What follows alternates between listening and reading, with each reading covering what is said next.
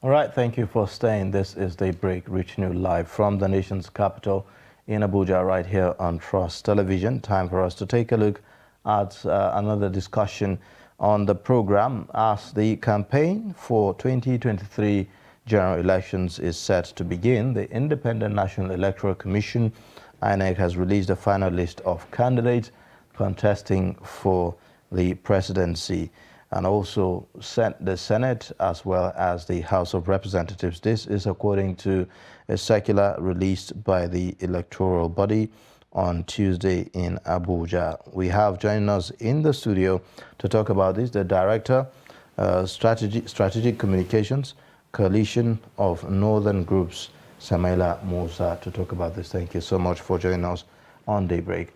Thank you for having me. Good morning, viewers. You're welcome. Yeah. So let's begin with your take on the list, released by INEC. Campaigns are about to begin in a matter of a week, and then we are seeing this list. But also, the list itself is also bringing a lot of controversy, given the fact that we've seen certain names that no one was expecting to see, such as Godswill Akpabio.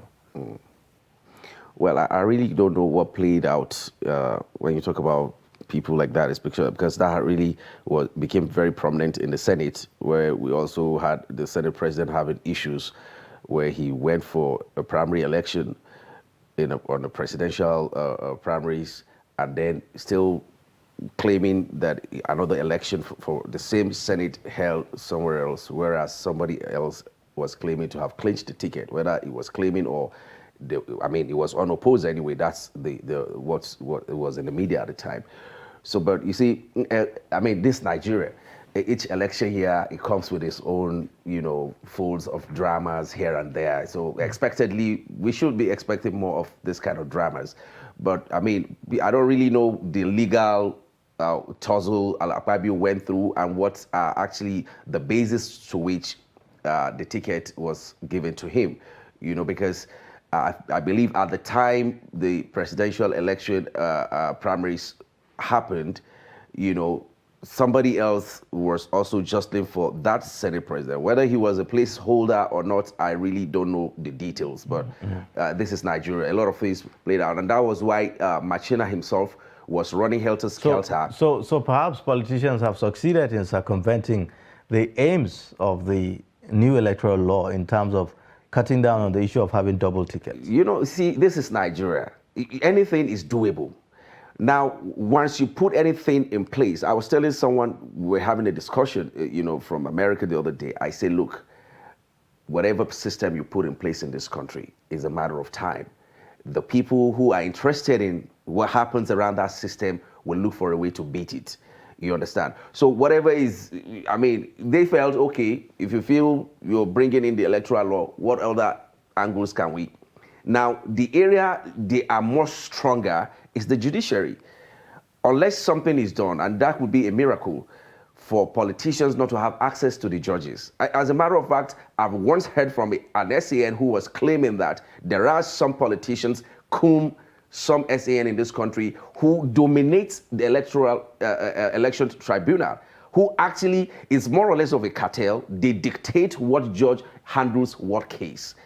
You understand? And even when posting to different states, whether it's, when you're talking about election tribunal cases, they know who is our own man that we can send to that state because we have a candidate there and we want this judgment in his favor. So really, Nigeria is actually full of all manner of dramas all the time. I heard you say this is Nigeria twice to my colleagues' questions.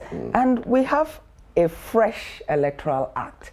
And so a lot of people are looking towards the 2023 elections with a lot of anticipation because they are hoping that things will be different. Don't you think that things will be different? Things will be slightly different. Because you see, like we keep saying, sometimes you want to start tackling the issues of Nigeria and you're asking yourself, where exactly am I going to start from? Because until we have fresh people in politics who have not said, oh, we've been in this game for 50 years. We've been in this game for 30 years. So forget about what they're doing. You understand? In fact, some people are saying, well, I know I won't win from the ballot, but let's meet in court. So that's part of the system in Nigeria. There are some people who will say, look, my money is for buying ammunitions. Let them go there and be spending money. Let's see who will come out on election day.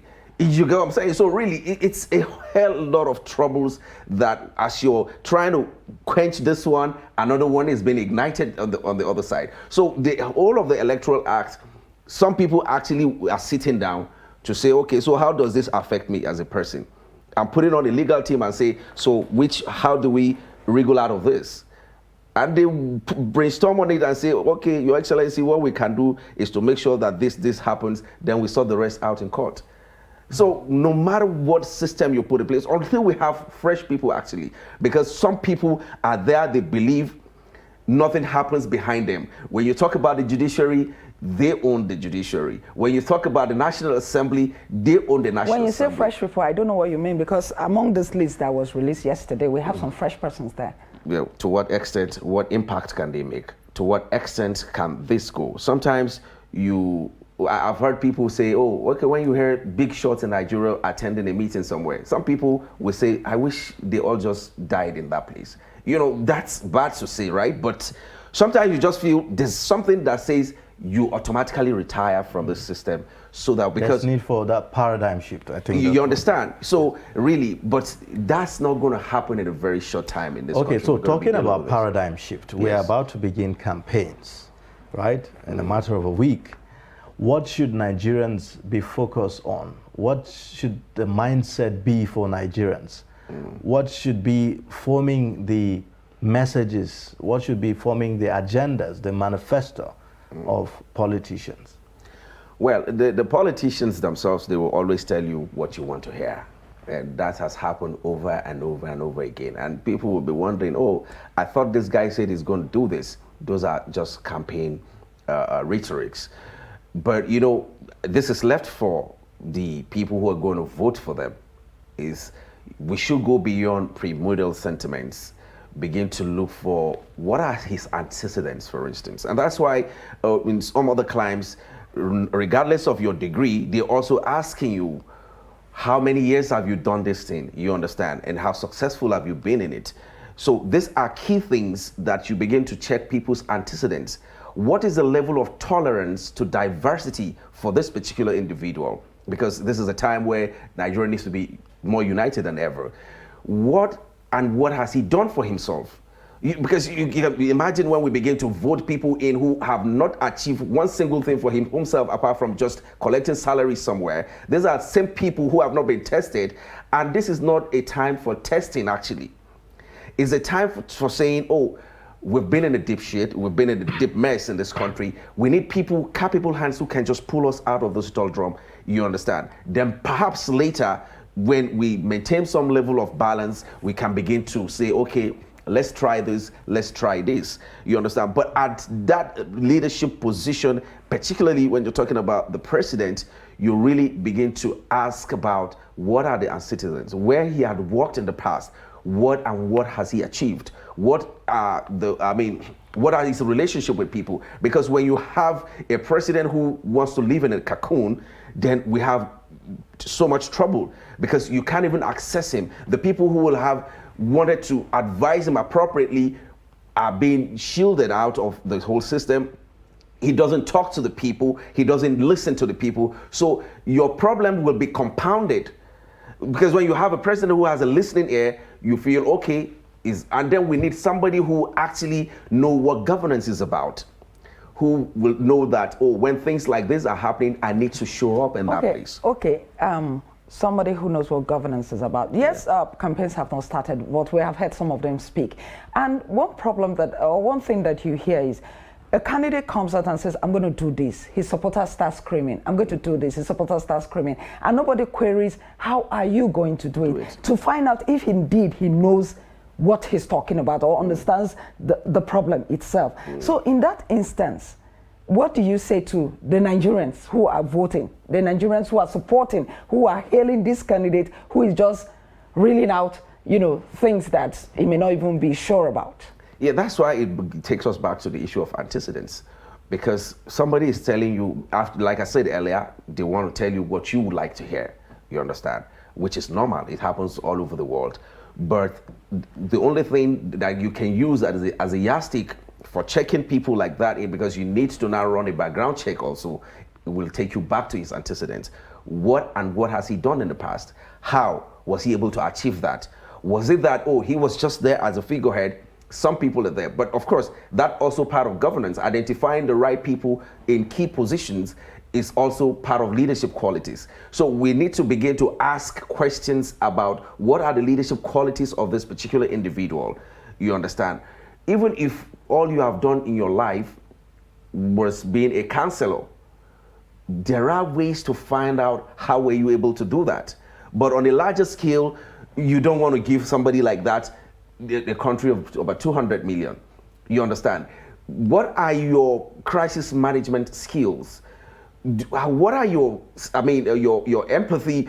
How do you feel when people are being slaughtered on daily basis? Because if you don't even feel you need to address people per time. Do you know the people who can query these things? People who have risen above primordial sentiments. At this point in Nigeria, you see people, citizens, voters, people who are going to cast their ballot in 2023, talking about religion, ethnicity. So what can be done to lift Nigerians above that? It's only when they go above that they can query these things that you're talking about.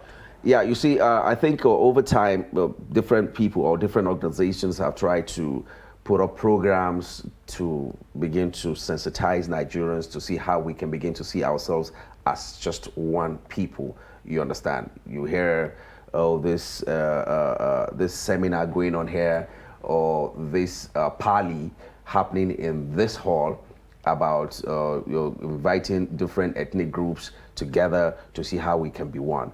But you see, what social media has done more damage to us as a people than the good it has brought, because the unity and the sanctity of this country is very, very important, especially at this kind of time. Now, I've never seen where a people are so divided on social media like we have in this country. Whatever you say, all people need to comment on whatever post you have is just to read who you are. Your name is what determines what they're going to say. So you hear people vituperate all manner of nonsense simply because you're from this particular. We don't even consider the message, but the messenger is actually the problem. You understand? So it will take a while. How do you begin to, and the people holding this country together are the people who actually does not belong to this generation, because this generation of the social media warriors, I don't see them coming together to say, how do we move this country forward as one people? But this division, these fault lines were amplified for certain reasons. Yes.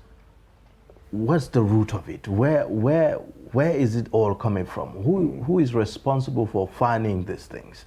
Because definitely we need to know where the source of the problem is, isn't it? Yeah, but the politicians, it wasn't this bad when the military were in power. You understand? As a matter of fact, a lot of times the military parlance is more or less like a cult. Nobody cares where you're coming from. You understand? And that's why you see most of those kids who grew up in the barracks, in the military barracks, really don't really have that kind of attitude, because your father is being transferred from Oyo to Sokoto. You understand? You get there, you don't even see, majority of the people you are meeting there are actually not even the indigenous of Sokoto, or rather, except when you go to town, and they were able to hold this country together as one, because that kind of the level of segregation wasn't this bad, so they were able to sail through that troubled water of trying to say, oh, this one here, that one there. When we started this, especially from 1999 till date, gradually, during Obasanjo, it wasn't also this bad, but gradually we keep sliding into it, and then now we're sinking into it until this water of this ethnicity is going to engulf us. So if the politicians, are to be blamed for this. Exactly, because we see during campaigns, that's what they do. How do we then expect the same politicians to foster, this unity, this diversity, to bring together Nigerians and all that? How do we expect? You see what the politicians are doing, and let me use our example of the presidential candidate. When they go to their region, they tell them, you know how we have been shortchanged over time. You know our brother is your brother. I mean, yours is yours. Like the Hausa would put it, namu namuni, you know. The Yorubas also will say tiwa tiwa, you know. So these are the kind of campaign they do back there in their different domains. Is when they go to the other side, they tell them also what they love to hear. Now, when you tell your own people to vote for you because you are simply, not because you are competent enough to do it, but because you are their own people, that message keep flying around, you understand? And then your people are saying it, over time it gets amplified, and then the other people are also hearing it. You understand that, okay, so is that what they're planning to do? This is a way of shutting us out? Okay, okay, now we say politicians are responsible, but then they are dealing with a different generation of youth who have access to information, youth who are educated, they are on social media, they see what is happening in other climes. Why is it that this generation will not take responsibility for, you know, I mean, it's one thing for the politician who, because of his selfish reasons or whatever, tells you a particular thing, but are we saying that the current generation of youth or voters cannot decide for themselves? You see, when you talk about youths of nowadays having, access to information, more educated, is a relative term actually. What are they doing with all this information? What are they doing with the social media stuff? What are they doing with all the information they are getting in the long run? When you look at the quality of graduates, you know, being churned out from these institutions, you begin to ask yourself, are these the same people you want to hand over the country over to tomorrow? It's a generation that the ones who are not Yahoo are the ones who have not been caught yet.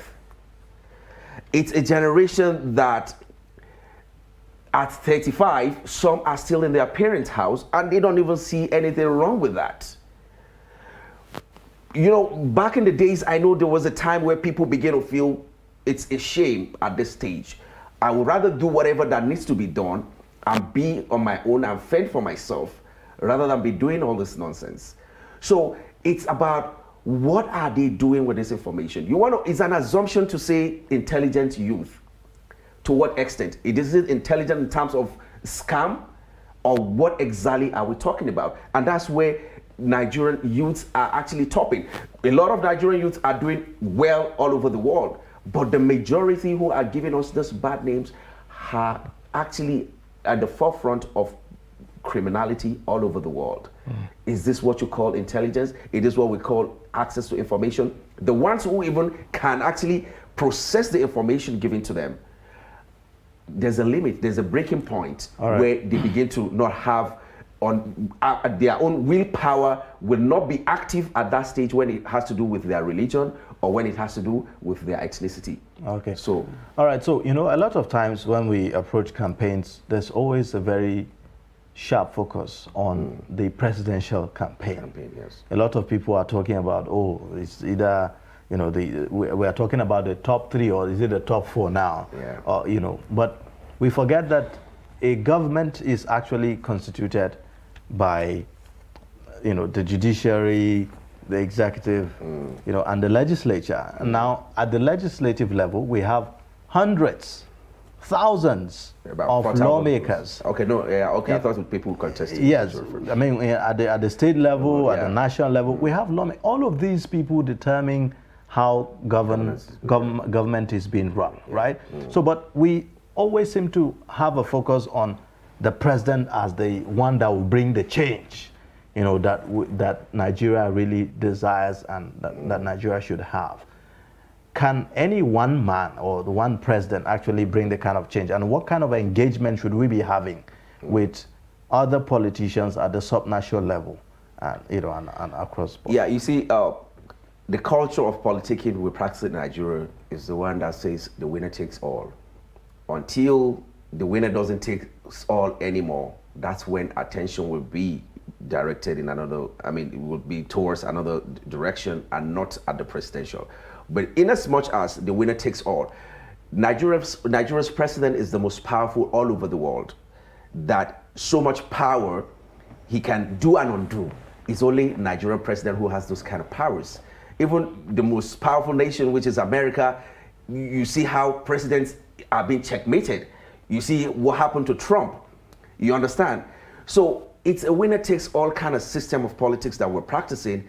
And so that's why attention will always be there, because they believe, even as a people, you believe that once your son made it to that pinnacle, then all your problems are solved, because he can decide to do whatever he wants. Nigeria's president can do whatever he wants. The only people who can rise against him are maybe the civil society to say, Mr. President, this is not acceptable, but not within the people who have even a say, either in the government or so. When Trump was, doing some stuff before the last election, we saw how members of his cabinet started resigning. I don't see that happening in Nigeria. When you see someone resign, it's because the president called him and say, honorably, can you just tender your resignation and go, so that it doesn't turn to disgrace. So for as long as this culture goes on, everyone's attention will continue to be there. And that's why, some people will feel, okay, so the president now is appointing all his cabinet members, or all the head of security personnel are all from a particular region because the president is from that region. Okay, so what we can do, if we want to change that, is to pray that our own also gets there.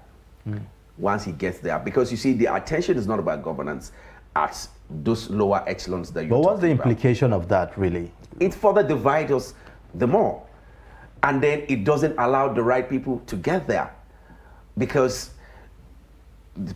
politics or elections is about numbers. So if I'm able to pull the right number and the right percentages around, I'm sure, I'm guaranteed. And so if my region happens to be the one who has the largest number in terms of population, then I stand at an advantage. But again, another thing is, to which direction is the presidency tilting? Who is the president backing to succeed him?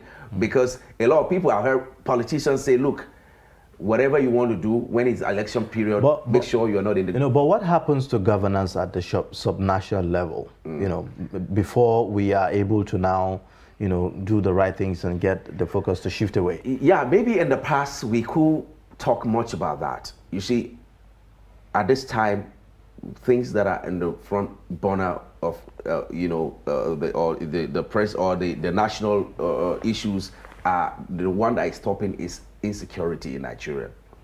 How do you want to start lumping the insecurity issues to these guys who don't have a say, who cannot control the police or who cannot control the military?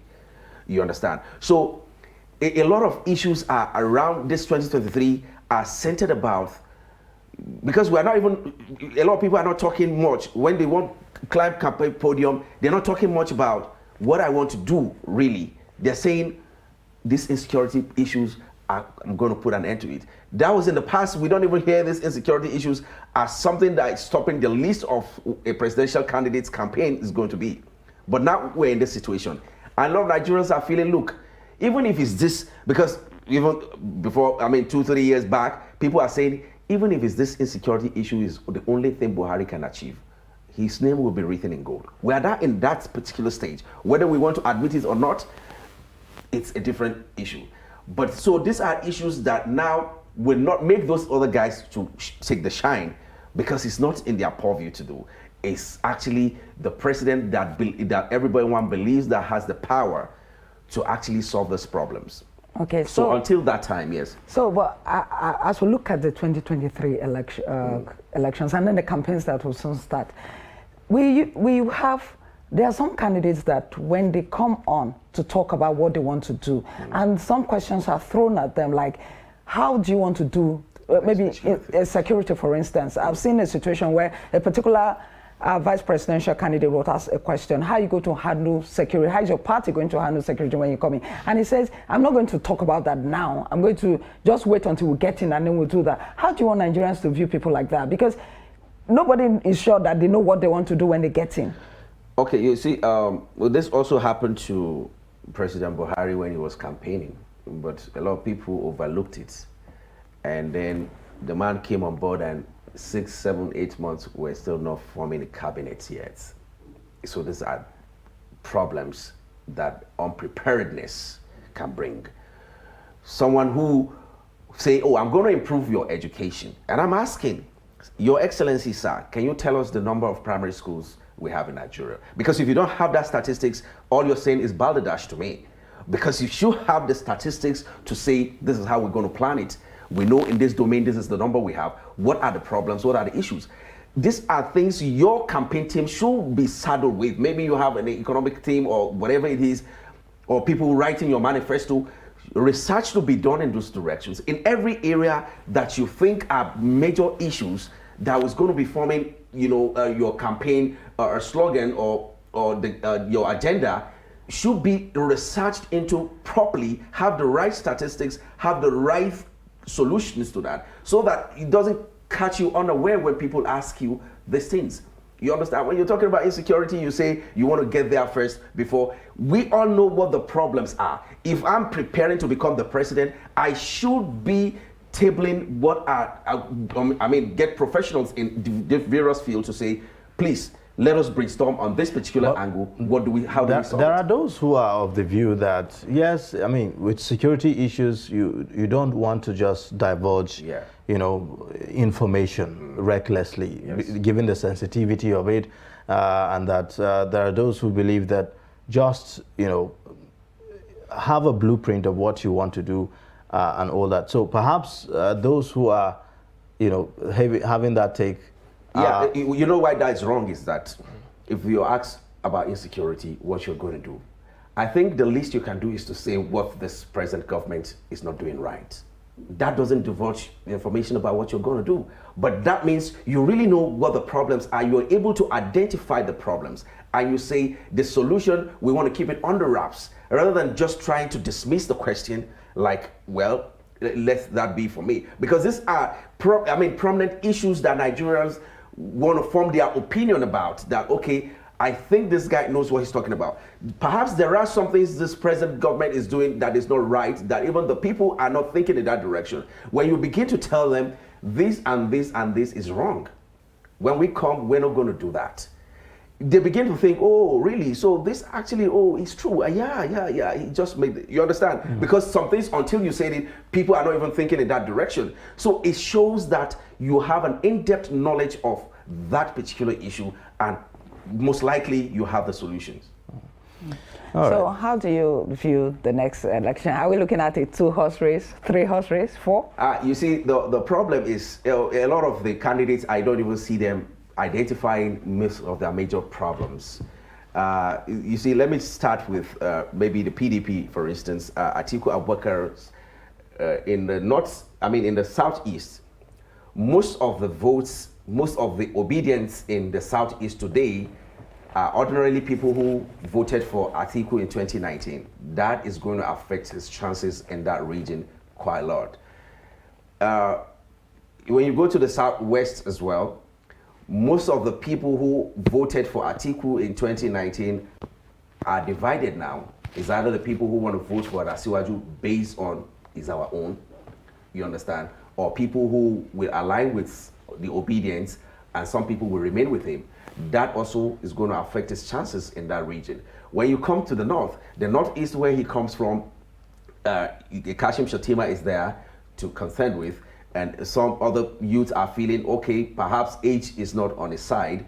So these are things that are likely going to affect him. When you go to the northwest, Kwankwaso's vote, majority of it, I can tell you, are pulled out of Atiku's vote in 2019. Majority of the people who are going to vote for him. So perhaps maybe, let's take Asiwaju for instance. The APC governors, if they are happy with the way the the campaigns are going, a lot of them will try their very best, let me focus on the north now, to want to deliver their states to the APC candidate. You understand? But of course, there are some people who on sentiment, like the Christian community in northern Nigeria, will want to vote against that, to say no, a Muslim ticket is going to affect him from this region. There are some other people who feel, well, this Yoruba issue, can we really trust them per se? I would rather just go with my own man. Some of them will also want to cast their vote for Atiku in that regard. For Obi, for instance, his major base is actually the southeast. and then to a large extent Lagos, because you have large numbers of Igbos in Lagos State as well. So those are his major area. It will be a miracle of the millennium or of the century for me to hear that it will be win election in Katsina, for instance. You understand? Because the country is divided along those regions. So two things will work against him in so many parts of the north. The issue of religion, number one. The second one will be the Igbo presidency stuff. Like, oh, people have not really accepted the Igbo based on this agitation for Biafra and all of that. Some people get irritated by just the campaign for Biafra, and we feel like, okay, so those people, they don't want us to be together. I mean, you can even let them go if they want to go. So I would rather not vote for so president. And then we saw also what happened to a Buhari in 2019. We saw the tsunami. Quite a lot of people won their election because they are contesting in his party. A Buhari-themed tsunami was working for them. Even if you are a donkey contesting against an intelligent man, you have the 90% chances of winning the election at the time. So some of those will also come into play and be like, I would rather cast my vote for this one, even though I know he can't deliver, but this. So is a four-horse, a race, in the sense that Kwankwaso will pull some stunts in the northwest, and that will affect Atiku's chances a great deal. Because for those who are staunch APC members, will want to stick to their party. All right. Thank you so much. The Director of Strategic Communications Coalition of Northern Groups, Samaila Musa. Thank you so much for joining us on Daybreak this morning. Thank you for having me. Appreciate. Well, quite intelligent and very interesting perspectives on our discussion today. In case you've missed, you can always catch up on our social media platforms, and also remember you can watch us live on YouTube, so you do not have to be in the front of your television screens. With that, we've come to the end of the show for today. My name is Ayuba Ilya. Join us again tomorrow. Thank you for tuning in this morning. I hope you enjoyed it just as much as we enjoyed bringing it to you. My name is Stella Yaji. Join us same time, same station tomorrow. Bye for now.